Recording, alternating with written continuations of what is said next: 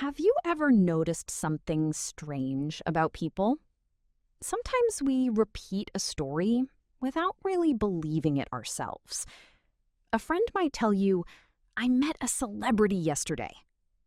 Later, when someone asks what happened, you naturally say, he says he met a celebrity, instead of simply saying, he met a celebrity. That tiny difference matters. You're not claiming it's true, you're simply passing the story along. And somehow, German turned that very human instinct into grammar.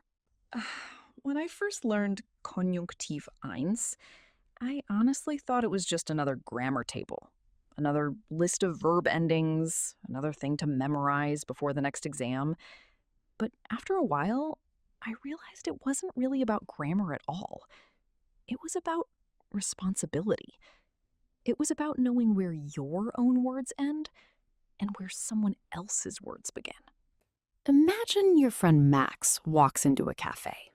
He sits down, leans closer, and quietly whispers, Ich bin ein Geheimagent. I'm a secret agent.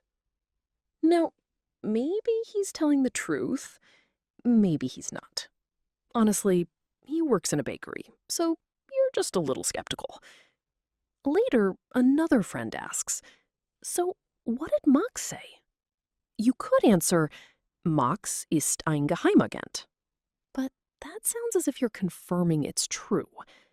Instead, German quietly takes one small step backward.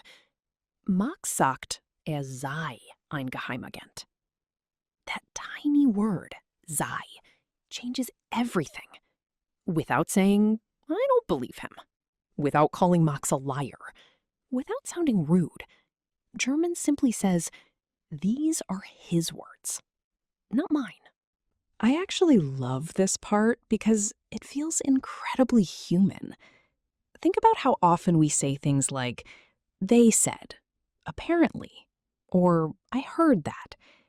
We do this because we're careful.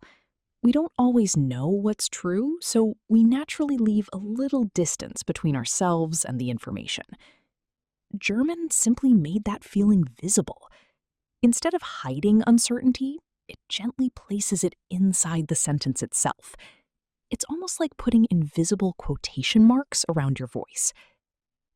This is also why journalists love Konjunktiv I. Imagine reading tomorrow's newspaper. It says, the company says profits increased. The newspaper isn't claiming that's a fact. It's simply reporting what the company claims. That small grammatical distance quietly protects everyone. The journalist remains neutral. The reader understands there's still uncertainty. And the language does all of that without needing a long explanation. That's what Konjunktiv I really is. Not a scary grammar topic, not another table to memorize. It's simply a gentle reminder that words have owners. Sometimes they're yours. Sometimes they belong to someone else. German just prefers making that difference visible.